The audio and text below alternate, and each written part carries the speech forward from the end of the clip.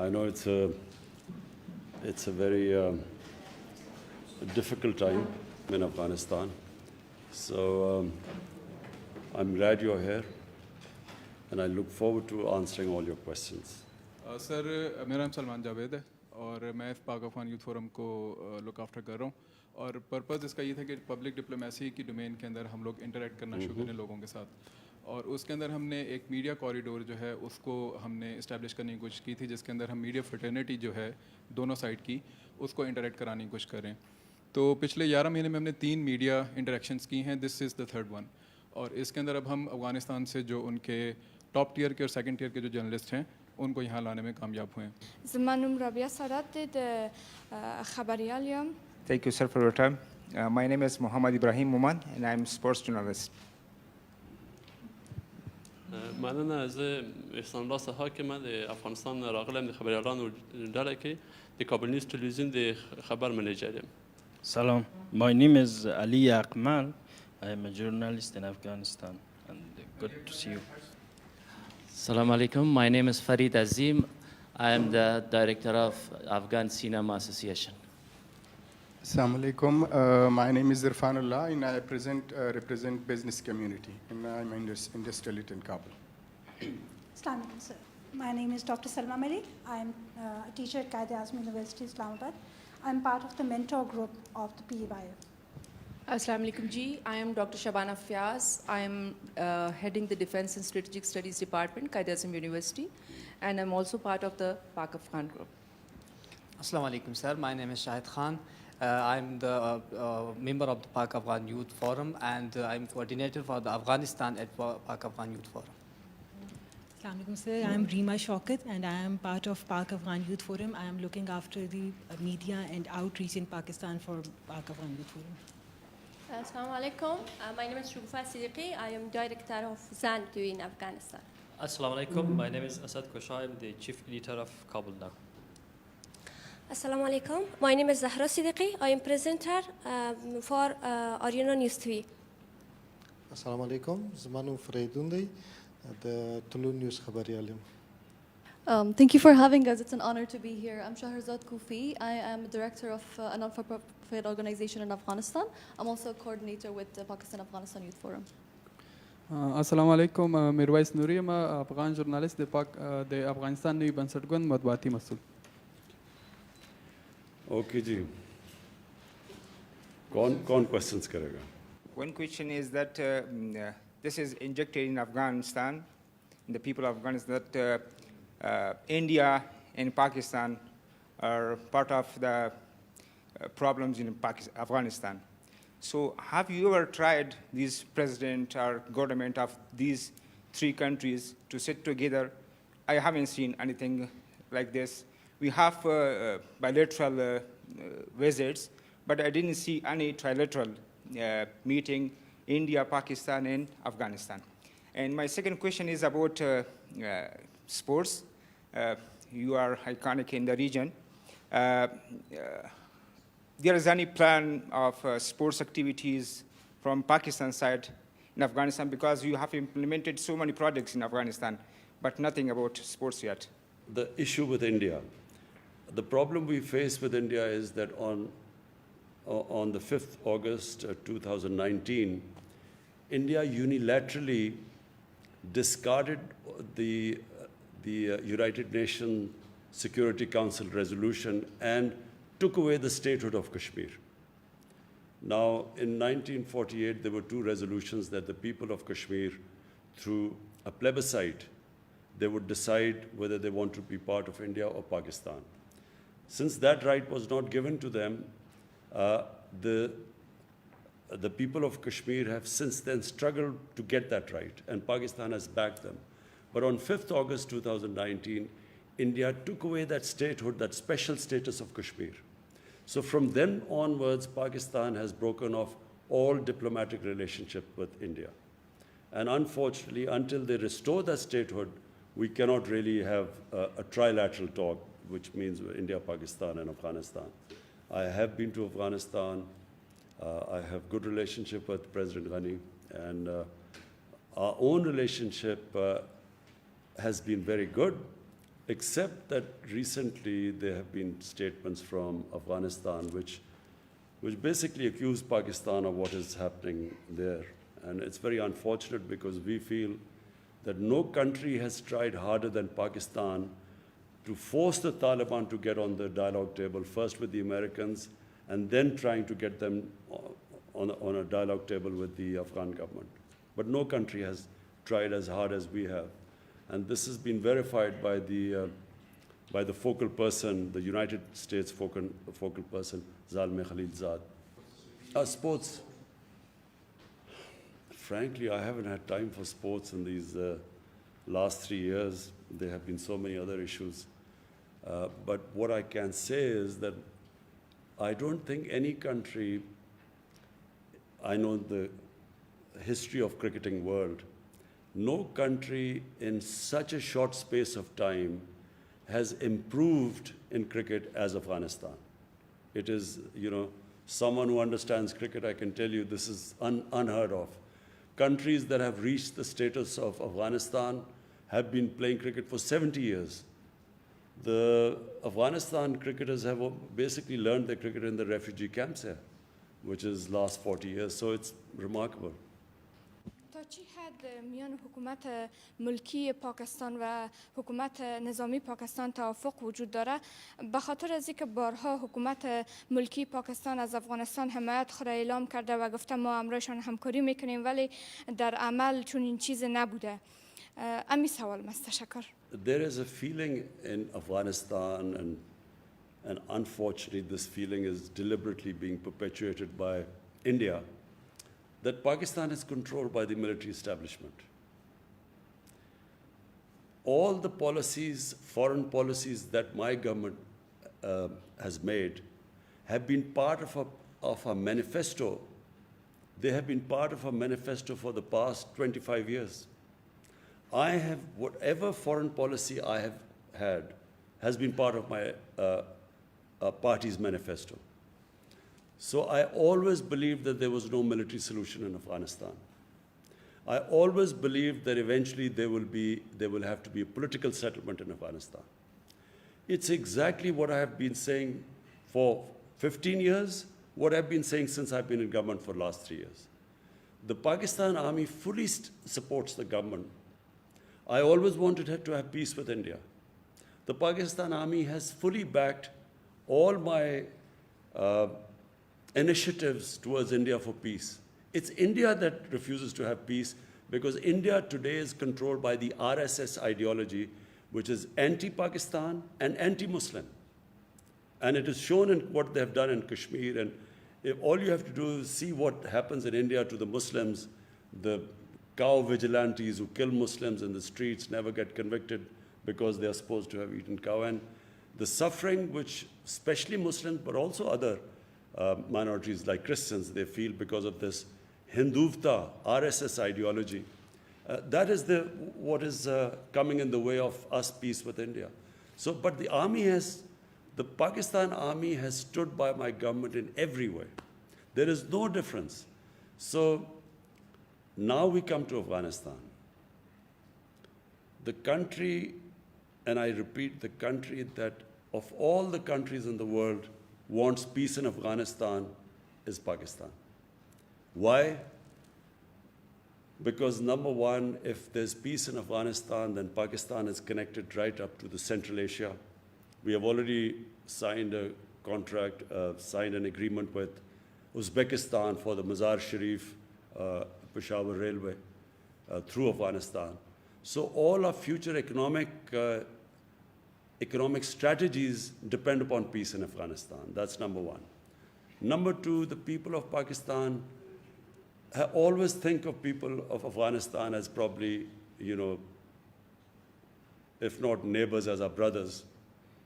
And they have suffered for 40 years of strife. And so we feel that if any country needs peace and quiet, it's Afghanistan. Thirdly, if this civil war goes on between the government and Taliban, it will almost certainly spill over to Pakistan's tribal areas. And we have really, in the the last time when we joined the American war on terror, and as a result, we had the American war on terror spilled onto Pakistan's tribal area. 70,000 Pakistanis were killed in that. So last thing we want is that civil war spilling over into Pakistan, which it will do if it is a protracted civil war. And finally, we already have 3 million Afghan refugees.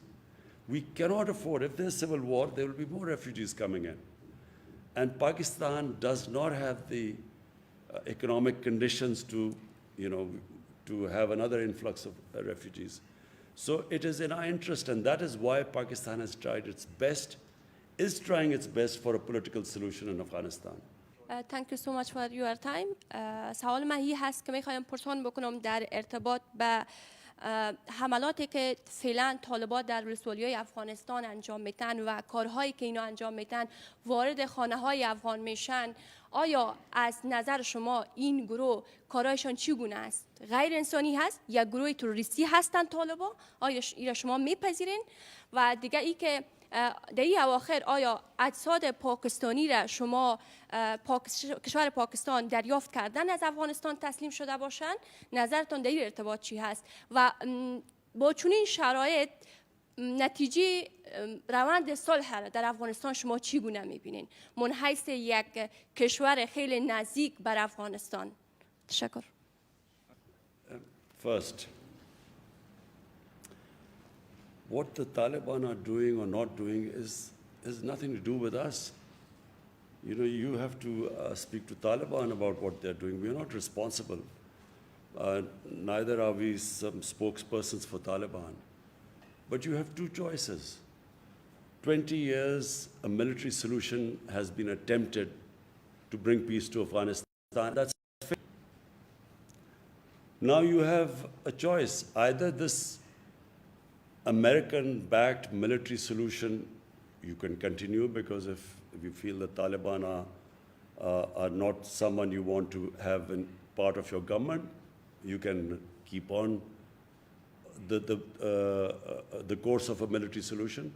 But everyone knows it's not possible anymore. The second solution is to have a government, a political compromise between the Taliban and the government, to have a compromise, an inclusive government. That is the only solution. Now, what the Taliban are doing or not doing has nothing to do with us. All we want is that there should be peace in Afghanistan. Pakistan's interest is peace there. There are 3 million Afghan refugees in Pakistan. Almost all of them are Pashtuns. And all of them, or most of them, would have sympathies with Taliban.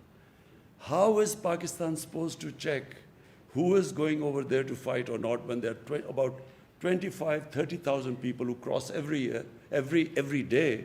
They go into Afghanistan and come back. How is Pakistan going to check that? So Pakistan has consistently said that if the Afghan refugees go back to Afghanistan, then hold us responsible. But if there are 3 million refugees here, how can we say few hundred or few people have gone there to fight and their bodies are coming back? How can Pakistan be held responsible? There are refugee camps of 500,000 people. There are refugees with over 100,000 people. So how is Pakistan going to go into the refugee camps and decide who is pro-Taliban and who is not? So it's not possible unless, and let me just say the other thing, that until recently there was no border between Pakistan and Afghanistan. The Durand line was just imaginary. There was no physical border. So to stop, to control the outflow and inflow into Pakistan, we have built this fence at a huge cost to Pakistan. We have completed 90% of the fence now. So for the first time you have a border fence. Before that there was no border anywhere. Durand land was no border. So we are trying our best, but it is not possible to hold Pakistan responsible when you have over 3 million refugees here. What interest could possibly Pakistan have in a civil war in Afghanistan? What interest would Pakistan have in backing someone to take over Afghanistan. What is clear is that no one party will be able to take over Afghanistan. So if Taliban try to take over Afghanistan, it'll just be an ongoing civil war. In the past, Pakistan did have an interest. In the 90s, Pakistan had an interest. And why did Pakistan have interest? Because Pakistan had this policy of strategic depth. What was strategic depth? Pakistan was always wary of Indian influence in Afghanistan, and Pakistan did not want to have a situation where it was fighting on two fronts. So Eastern Front, India, and then Afghanistan also became pro-India. So in those days, Pakistan did try to have favorites. They backed favorites. Now, and especially my government, we believe that Afghanistan can never be controlled from outside. Afghanistan has a history. Throughout history, Afghans are the most independent people. So you can't control Afghanistan from outside. So our government's policy is, whoever the people of Afghanistan choose, Pakistan will have best relationship with them. So we have no favorites now. We do not have that old policy of the 90s of strategic depth anymore. زه دوه لاندې پوښتنې لرم. You تاسو ولسمشر غني سره په Uzbekistan کې لیدلی وو او وروسته د هغې د افغانستان او پاکستان اړیکې خرابه شوې. دغه لیدنو کې تاسو څه وویل؟ او بل د سلسله لیخیل په اسلام آباد کې برمته شوه. د هغې قضیې په اړه که معلومات ورکړئ چې دغه د چا لخوا اختطاف شوې وه، برمته شوې وه، ولې برمته شوې وه او د څه دلیل له مخې؟ ډېره مننه.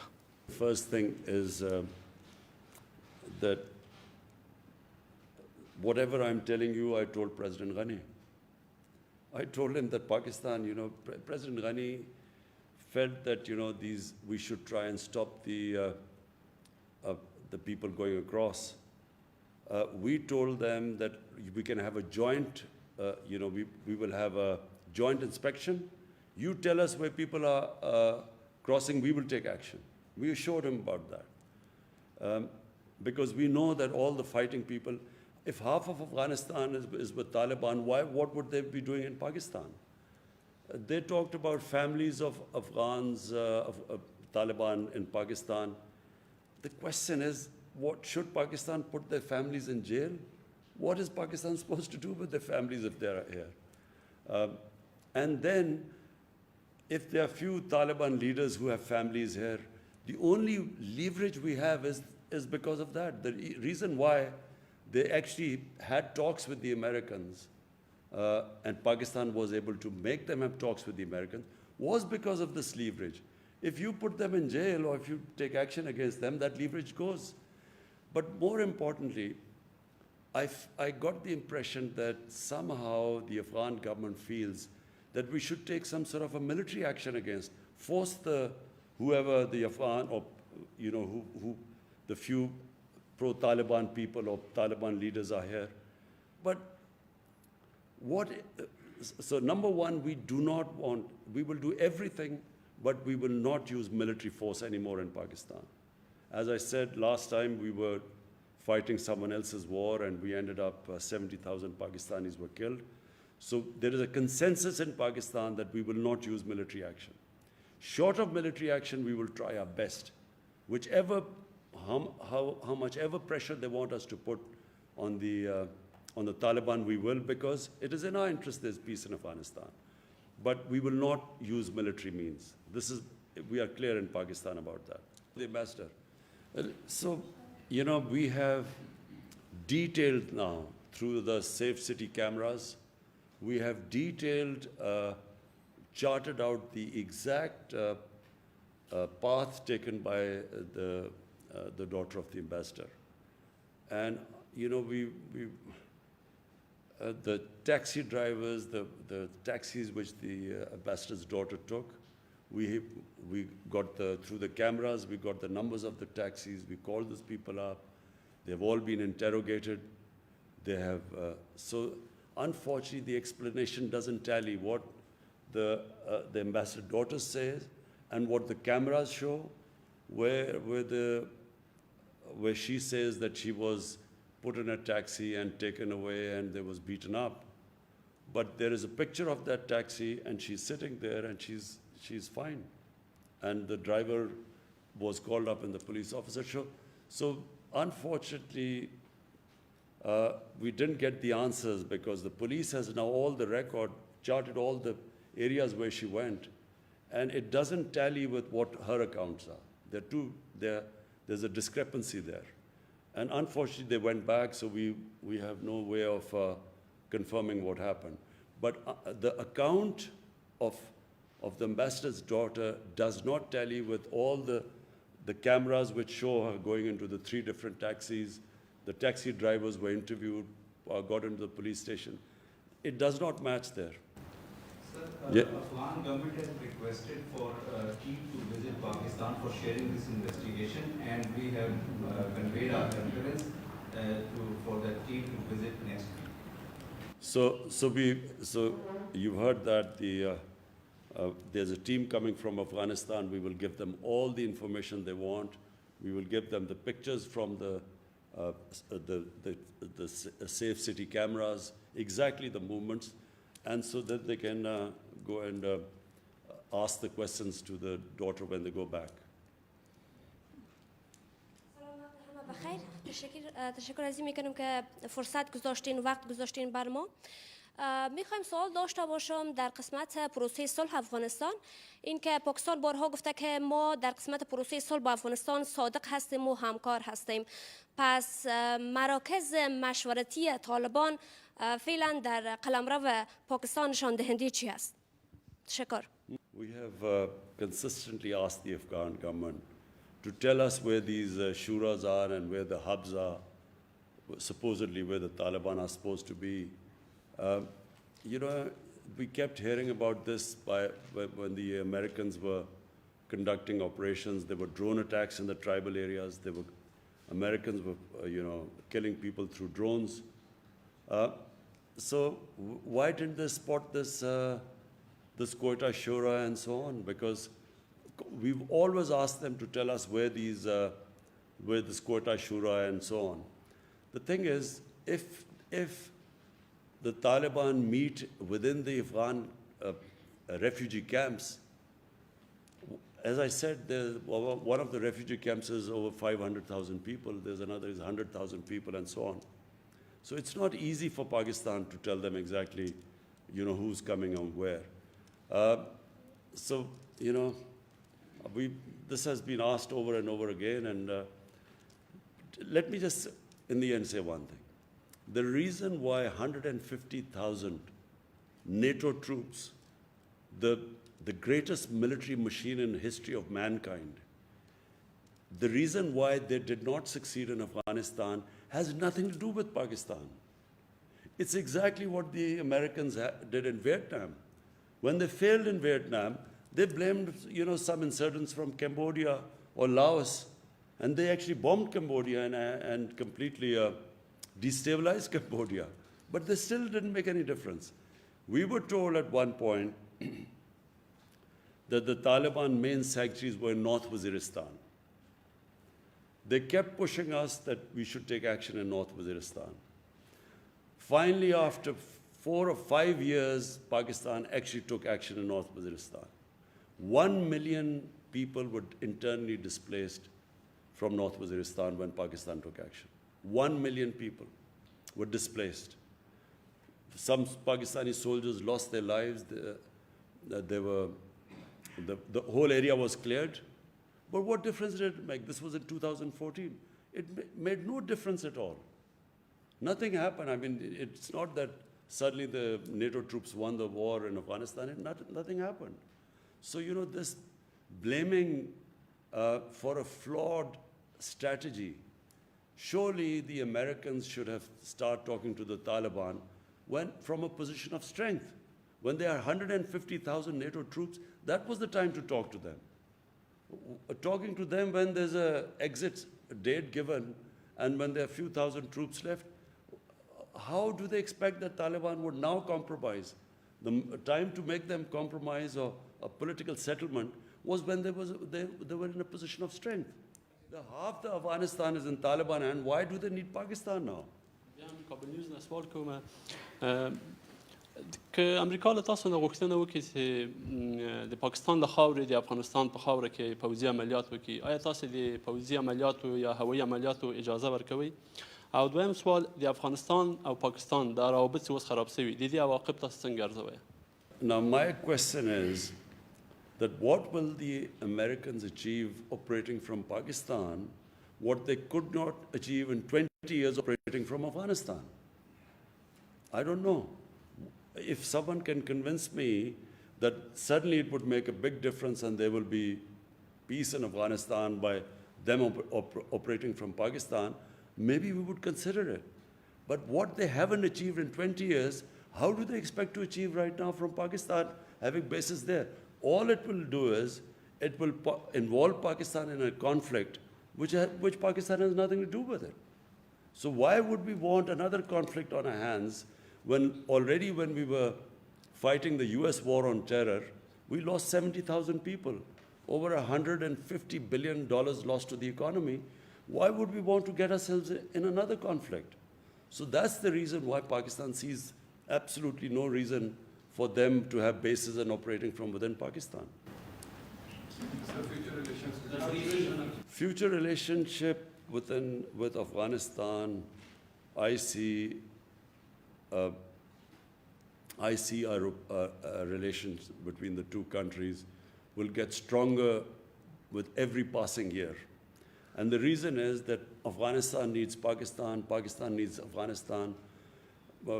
No country would benefit more from open borders than Pakistan and Afghanistan, because Pakistan would benefit from access to Central Asian markets. They are emerging markets, they are growing very quickly. There's energy corridor as Afghanistan from Central Asia, so we will gain from it. And Afghanistan, of course, has a huge Pakistani market of 220 million people, and then a port, Gwadar port, and of course, Port Qasim. So it's a mutually beneficial relationship. And people don't realize that Afghanistan was part of Pakistan and India for a long time. And then there was a time when what is Pakistan, North Pakistan, was part of Afghanistan for 70, 80 years. So there's a strong linkages between the two countries. And I think that once this the situation calms down in Afghanistan, and which we pray it calms down very quickly, then I think we will have probably the best years of our relationship. Normally मैं किसी media का journalist नहीं हूँ, मैं cinema से ताल्लुक़ रखता हूँ, तो इसीलिए हम सोशल में बहुत काम करते हैं। और अल्हम्दुलिल्लाह ये जो रवाबत अभी तक अब ख़राब हो चुका है पॉलिटिक्स से, सोशल पे कोई असर नहीं डाला है। अभी भी हम इधर आ सकते, उधर लोग काम करते पाकिस्तान से। बट मेरे शख्सी एक ही सवाल है, जो जब से मैं पैदा हुआ हूँ हर बार मुझे ये कहा गया है कि पाकिस्तान के पास एक परेशानी है अफ़गानिस्तान से। फिर मैं यूनिवर्सिटी गया और उधर मेरे को बुला गया कि ये परेशानी दाऊद ख़ान के ज़माने से शुरू हुआ है। मैं ये जानना चाहता हूँ कि ये कौन सा परेशानी है जब इतनी साल ख़त्म नहीं हो रहा है। Thank you. देखिए, जो मुल्कों के अंदर रिलेशनशिप होती है ना, वो कभी भी एक जगह पे जाके नहीं अड़ जाती। वो चेंजेबल है, डायनामिक चीज़ है। एक ऐसी है कि कई दफ़ा शख्सियत दो आ जाती है मुल्क में, रिलेशनशिप बेहतर हो जाती है, और एक शख्सियत कभी ऐसे हेड्स ऑफ स्टेट आते हैं कि उनकी रिलेशनशिप ख़राब हो जाती है। कई दफ़ा इंटरेस्ट बदल जाते हैं, एक मुल्क का एकदम इंटरेस्ट बदल जाता है। लेकिन जो बेसिक चीज़ अफ़गानिस्तान और पाकिस्तान में है वो कि देखिए, एक तारीख़ है, कई 100 साल की तारीख़ है जो यहाँ ये सारे ख़त्े में इंटरेक्शन था। ये जो पेशावर था ये सेंटर था, काबुल सेंटर होता था, सारे सिल्क रूट थी, ये यहाँ से सारा जाता था हिंदुस्तान, उधर से आते थे, फिर कंदहार से रूट थी मुल्तान के ज़रिए। ये पुरानी ट्रेड रूट्स हैं और पुरानी रिलेशनशिप्स हैं। कितनी अफ़गान फैमिलीज़ वहाँ से आई, पाकिस्तान सेटल हो गई। मेरी सारी माँ और बाप की कबीले सारे अफ़गानिस्तान से आए थे, यहाँ सारे हिंदुस्तान में सेटल हो गए कितने 100 साल पहले। तो ये इंटरेक्शन हमेशा रहा है। इसमें कभी कभी اب برا وقت آتا ہے. افغانستان کا انٹرسٹ ہو گیا سوویٹ سے, پاکستان کا انٹرسٹ چلا گیا امریکہ کے ساتھ, اس کے اندر ہماری ریلیشن شپ خراب ہو گئی. پھر آئی حکومت افغانستان کا ہندوستان کے ساتھ قریبی ہو گیا, تو ظاہر ہے پاکستان سے خراب ہونی تھی ریلیشن شپ. لیکن long term relationship, natural relationship ہے ہی پاکستان اور افغانستان کی. اوکے جی, تھینک یو.